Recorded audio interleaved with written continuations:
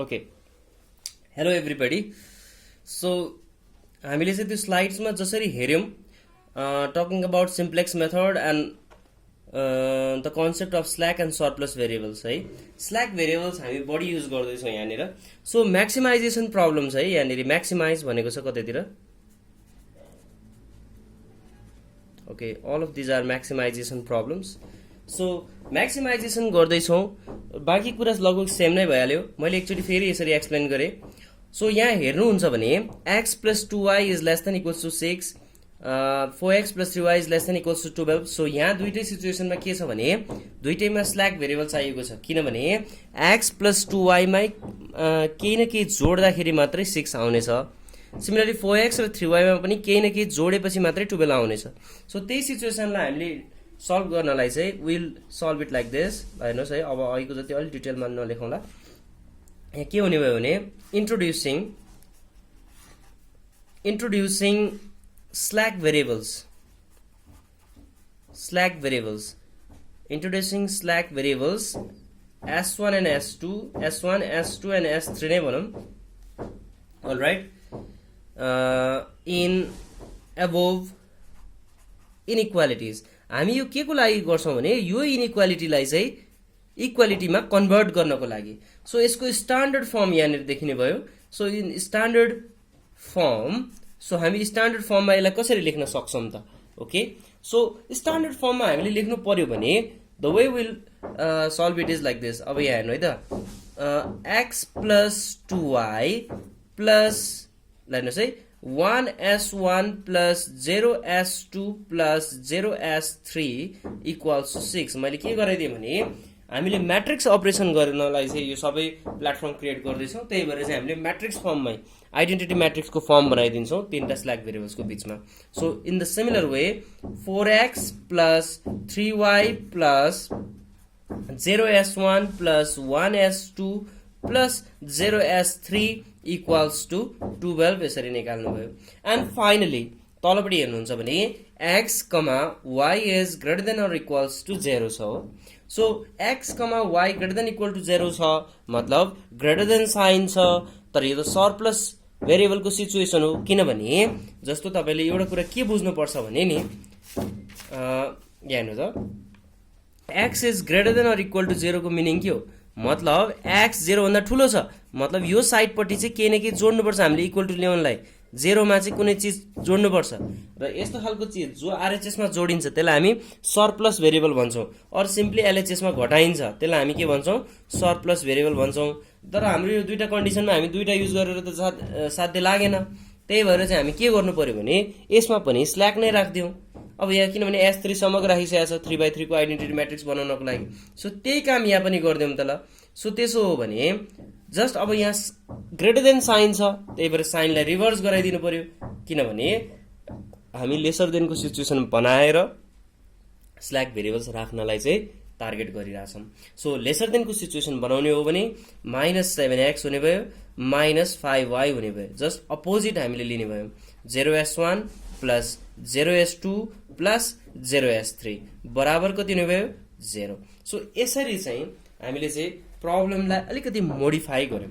So यो modify गरिसकेपछिको अबको काम हाम्रो के भयो भने यसलाई सिम्प्लेक्स टेबलमा लगेर हालौं. ठीक छ? Okay, let's continue. Let's start here. In tabular form or in the table form भनेर लेख्दा भयो सिम्पली. सो टेबल फर्ममा लेख्दाखेरि बेसिक भेरिएबल्स भन्ने एउटा टर्म आयो, कोएफिसिएन्ट अफ भेरिएबल्स भन्ने अर्को टर्म आयो एन्ड अर्को भ्यालु भनेको चाहिँ इक्वल्स टु पछाडीको भ्यालु त्यसलाई हामीले लेख्दियौ राइट ह्यान्ड साइड भ्यालु भनेर RHS. Okay, so coefficients of variables हामी के छ? x, y छ, s1, s2 र s3 छ हो. सो अब यहाँ आयो बेसिक भेरिएबल्सको कुरा हो. बेसिक भेरिएबल्स कुनलाई लिने भन्ने कुरामा basic variables are those variables which have the governing role over solving this inequality. यो दुईटा इनइक्वालिटीमा चाहिँ आफ्नो रोल एकदम पक्का रूपमा उनीहरूले फिक्स गरेका छन् र only one non zero S1, S2, S3 तीनटा हाम्रो स्ल्याक जुन छन् त्यो स्ल्याकबाटै बेसिक भेरिएबल लिनुपर्ने हुन्छ. किनभने हामीले के गरिरहेछौँ भने जुन इनइक्वालिटी छ त्यसलाई इक्वालिटीमा कन्भर्ट गरिरहेछौँ र यहाँ यिनीहरूको स्पेसिफिक रोल छ हो। सो त्यो हो भने हामीले नन जिरो एलिमेन्ट खोज्नु पर्यो। त्यो नन जिरो एलिमेन्ट भएको आइडेन्टिटी म्याट्रिक्स जुन क्रिएट भएको छ त्यहाँबाट नन जिरो एलिमेन्ट भएका चिजहरू जोसँग छन् तिनीहरूका भेरिएबल्सहरू चाहिँ हाम्रो बेसिक भेरिएबल्स भयो। फर्स्ट इक्वेसनबाट S1 S2 भयो। हेर्दाखेरि सरी यहाँनिर 1 बस्नु पर्ला। ओके, हेर्दाखेरि हाम्रो चाहिँ के भयो भने 1 0 0 0 1 0 र 0 0 1 यसरी चाहिँ तीनटा बस्ने भयो। सो हेर्दाखेरि चाहिँ S3 मा पनि हामीलाई चाहिँ सर्टेन बेसिक भेरिएबल्स हुनुपर्ने जस्तो लाग्छ।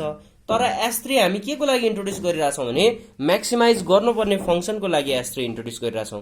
यस्तो कुराहरूलाई याद गर्नुहोस्। हामीलाई major inequality to solve is these two inequalities र यो त हामीले यत्तिकै आफ्नो यो 3/3 के अरे यसलाई चाहिँ 3वटा बनाएर यसलाई चाहिँ सल्युसनलाई अलिकति इजी बनाउनलाई मात्र यो एड गरेको खास है, एउटै टेबलमा हटाइदिउँ भनेर। त्यही भएर चाहिँ हामीले यो दुईटा चिजलाई चाहिँ एकदम सिग्निफिकेन्ट हेर्नु पर्यो, S1 र S2 they are always our basic variables. So यसरी हामीले बेसिक भेरिएबल्स पत्ता लगाइसकेपछि यो बेसिक भेरिएबल्सलाई अब फेरि पनि यहाँबाट हामीले सल्भ गर्न थालौँ। यो टेबलमा पहिला सुरु भर्दिउँ है त। So the way S1 and S2 will be inserted here. अनि त्यसपछि गएर त्यो भ्यालुहरूलाई हामी लेख्दै आउँ 1 2 1 0 0 अनि त्यहाँ 6 रहेछ। ओके, सिमिलरली सेकेन्ड सिचुएसनमा 4 3 0 1 0 4 3 0 1 0। फाइनल सिचुएसनमा -7 -5 is it so yeah 0 0 1 0। So यसरी चाहिँ हामीले प्रब्लमलाई चाहिँ अलिकति कन्भर्ट गराइदिउँ है। सो अब पहिला सुरु यहाँबाट हेर्नुहोस्। अब मैले अघि भनेको कुरा नै हो सबै कुरा। हेर्नुहोस् त के भइरहेछ भने सबैभन्दा लिस्ट भ्यालु हेर्नुहोस्। यसलाई कुनै नाम दिँदा हुन्छ, त्यही भएर मैले जस्ट टु बी स्पेसिफिक यो चाहिँ हाम्रो मेजर फङ्सन हो। यसलाई मेजर फङ्सनलाई कसरी लेख्नुहुन्छ त? अब MF लेखिदिनुहुन्छ कि FN लेख्नुहुन्छ कि अब आफ्नो इच्छा है, CJ लेखिदिनु त ल नभए मैले। ओके, जे के एउटा डिनोटेसन तपाईँले यसलाई राख्नुहोस् र यसमा सबैभन्दा लिस्ट भ्यालु हेर्नुहोस्। यहाँबाट आउँदै हुनुहुन्छ भने यताबाट यता आउँदाखेरि सबैभन्दा लिस्ट भ्यालु भनेको नेगेटिभ लिस्ट भ्यालु भनेको हामीसँग के छ? -7 छ। सो -7 छ भने -7बाट हामी माथितिर लाग्छौँ र अब हामी यहाँ के गर्छौँ भने रेसियो टेस्ट गर्छौँ। Okay, -7 is list element in CJ भनेर लेख्दा नि भयो। अनि हाम्रो पाइभट कोलम, पाइभट भनेको इम्पोर्टेन्ट हो के। सो इम्पोर्टेन्ट कोलम जसको फलक्रममा बसेर इन्टायर प्रब्लमलाई हामीले म्यानिपुलेट गर्न सक्छौँ त्यो चाहिँ हाम्रो के हुने भयो भनेर अब हामी त्यो चेक गर्न गइरहेछौँ। So -7 is the least element in CJ। So हाम्रो काम के हो भने योबाट माथि जान्छौँ र रेसियो टेस्ट गर्छौँ। रेसियो टेस्ट चाहिँ RHS ले डिभाइड गर्ने हो। सो रेसियो निकालिदिउँ त। यो रेसियो भनेको चाहिँ हाम्रो इनइक्वालिटी, जस्तो हामीले इनइक्वालिटी सल्भ गर्छौँ नि, जस्तो यो चाहिँ सबै इनइक्वालिटीबाट म्याक्सिमाइजेसन गरेको। जस्तो एउटा इनइक्वालिटी यसरी गयो होला, अर्को inequality x is greater than 0 y is greater than 0 यस्तो छ एउटा हैन, अर्को एउटा यस्तो छ। ओके फाइन, यसरी चाहिँ मैले चाहिँ 4वटादेखि 5वटासम्म इनइक्वालिटिजहरूलाई मैले यसरी राखेँ भने अब यहाँबाट पनि फेरि हेर्नुहोस् है। सो इनइक्वालिटिजलाई मैले यसरी चाहिँ 4वटादेखि 5वटासम्म इनइक्वालिटी चाहिँ मैले ओके फर इक्जाम्पल मैले यसलाई पनि यहाँबाट पनि यो यतापट्टि मैले टर्न गराइदिएर मैले एउटा चाहिँ इनइक्वालिटी यसरी क्रिएट गराइदिएँ भने त यसले यहाँनिर यहाँनिर यहाँनिर र यहाँनिर यति ठाउँमा इन्टरसेक्ट गरेर एरिया त दिन्छ।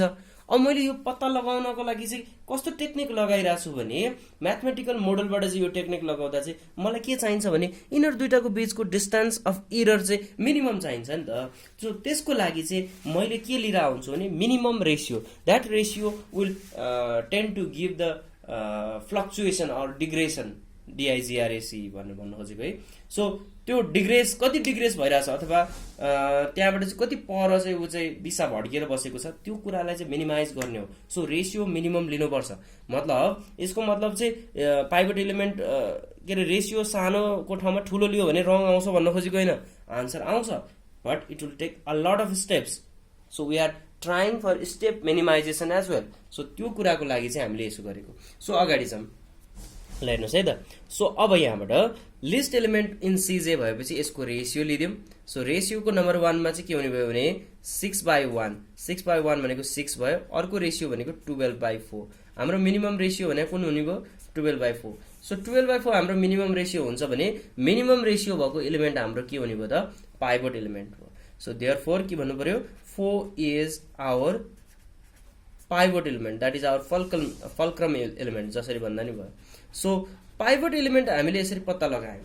सो अबको नेक्स्ट काम के हुने भयो भने यो पाइभट एलिमेन्टलाई 1 बनाउने अनि रिमेनिङ इन द्याट पर्टिकुलर कोलममा चाहिँ के बनाउने 0 बनाउने by using row operation only. So यो कुरालाई अगाडि लैजाउँ।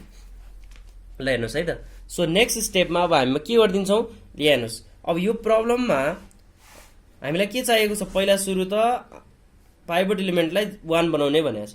त्यसो भए त के गर्नु पर्यो R2 tends to R2 divided by के हुने भयो 4 हुने भयो।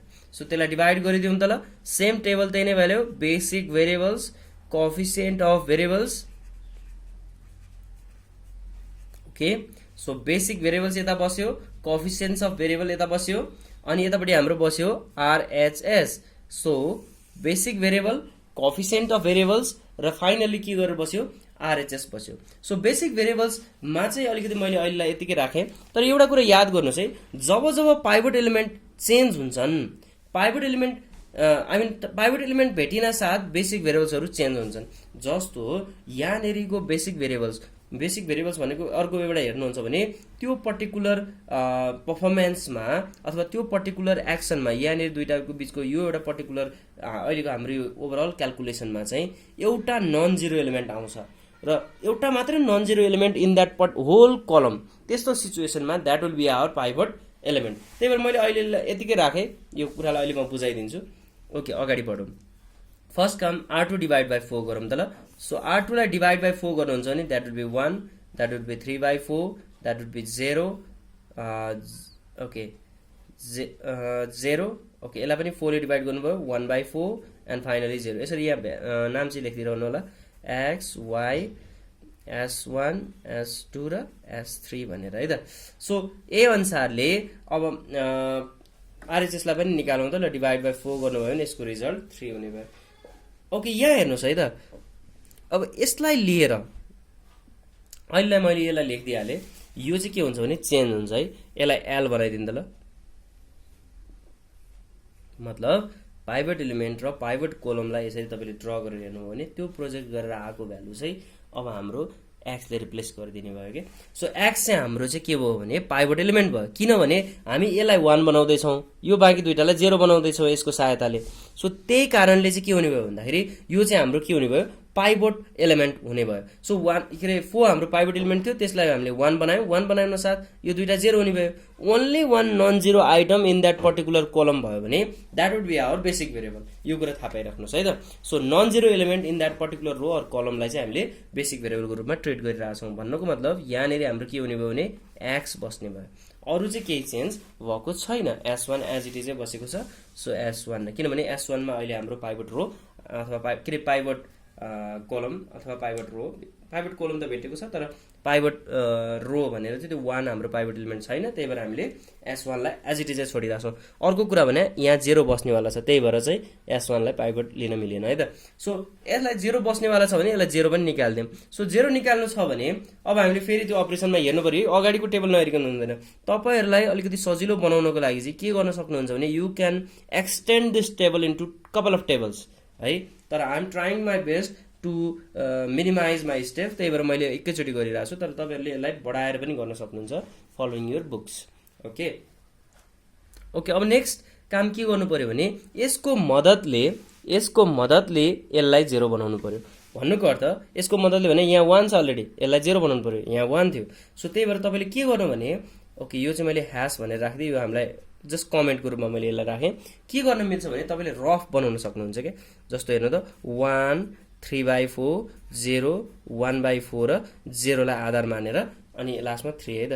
सो यतिलाई आधार मानेर तपाईँले सल्भ गर्नु पर्यो। सो अब यहाँ हेर्नु त, अब यो भ्यालु हेरेर नथाल्नु नि, फेरि यसले त गोलमाल गरिदिन्छ।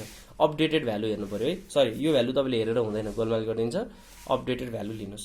ओके अब यसमा के छ हेर्नु त 1 2 1 0 0 6।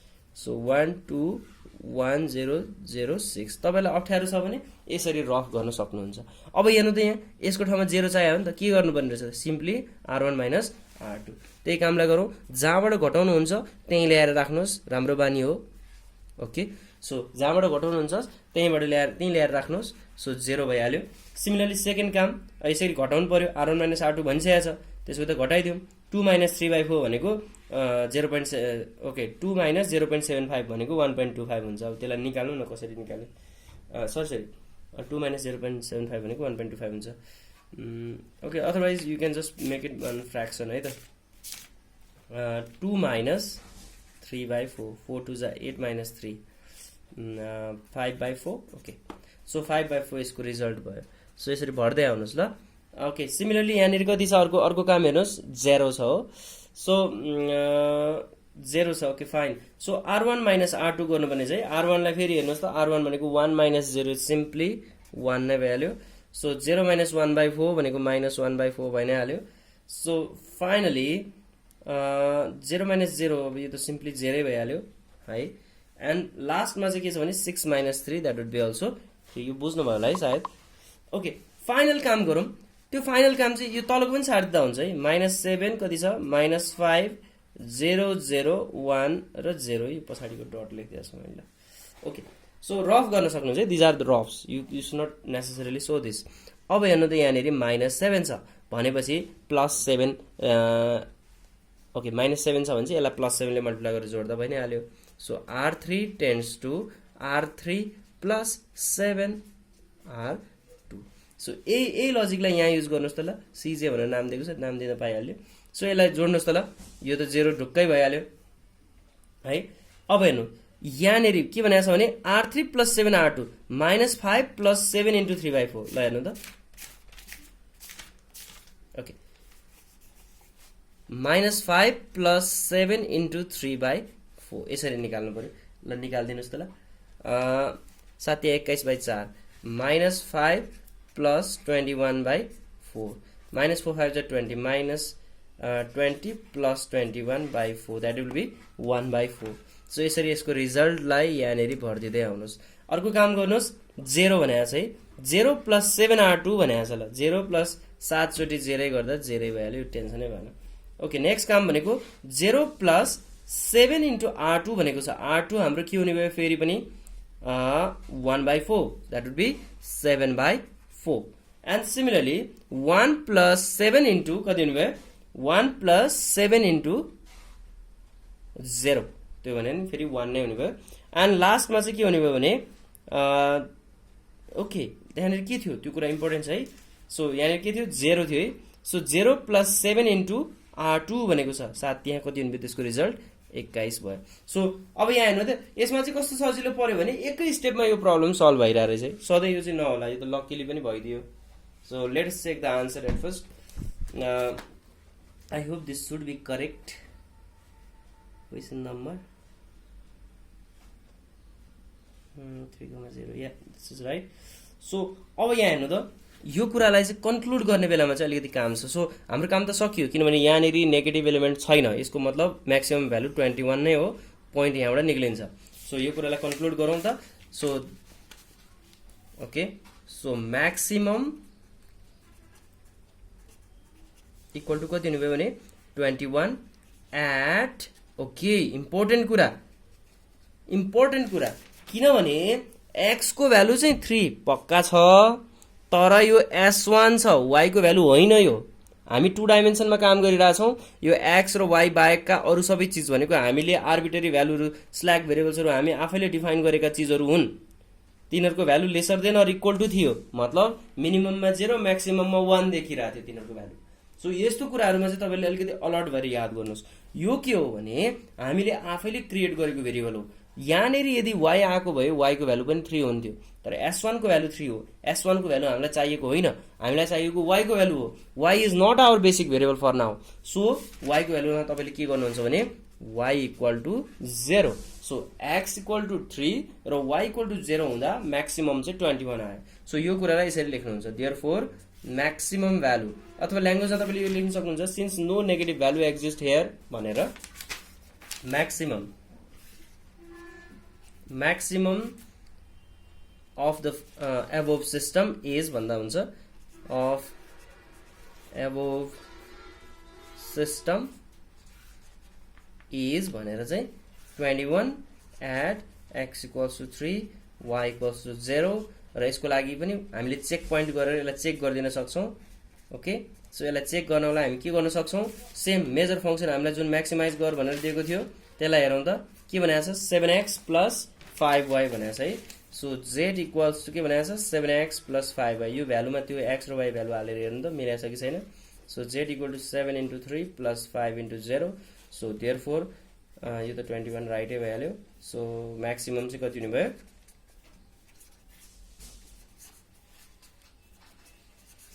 Okay I hope this will certainly help you है त के गाह्रो रहेन रहेछ भनेपछि अलिकति प्रब्लम राम्रोसँग हेर्नु पर्यो अनि अर्को एउटा कुरा पनि एडिसनल मैले यही थपिदिएँ यहाँ lesser than or equal to को साइन छ भने यो lesser than or equal to को साइनमा चाहिँ तपाईले के गर्न सक्नुहुन्छ भने यदि greater than or equal to छ भने तपाईले अब स्ल्याकबाटै सल्भ गर्न पर्यो भने that is more better easier पनि हुन्छ सिचुएसन हेरेर सो त्यो सिचुएसनमा तपाईले के गर्न सक्नुहुन्छ भने स्ल्याक नै इन्ट्रोड्युस गराइदिनु त्यसको लागि के गर्ने भने यहाँ ग्रेटर छ भने पनि अगाडि साइन उल्टाएर भए पनि यसलाई लेसर बनाएर सल्भ गर्दा चाहिँ इफेक्टिभ देखिन्छ छिटो सल्भ हुन्छ एटलिस्ट है so this is the very much fundamental technique अब एउटा सिचुएसन यही बिचमा पनि आउन सक्छ ओके अब यो चाहिँ गर्दै जाँदाखेरि कहिलेकाहीँ चाहिँ रेसियो सेम आइदिन सक्ने सिचुएसन पनि हुन्छ यसको लागि छन चाहिँ इन्फाइनाइट रुल्सहरू छन् इन्फाइनाइट त नभनौँ फाइनाइट नम्बर अफ रुल्सहरू त छन् तर up to your level these rules are not necessary so यदि इक्वल आयो भने you can choose any for now तर I will teach you in the coming lectures about this है कसरी चाहिँ यस्तो कुरालाई ह्यान्डल गर्ने र सेभरल कुराहरू अब नेक्स्ट क्लासेसमा चाहिँ यसको सिग्निफिकेन्स कहाँ काम लाग्छ र कसरी काम गरिरहेछ यसले यसको ओभरअल सिस्टम के हो त भन्ने कुरा चाहिँ हामी नेक्स्ट क्लासमा बुझ्छौँ okay have a nice time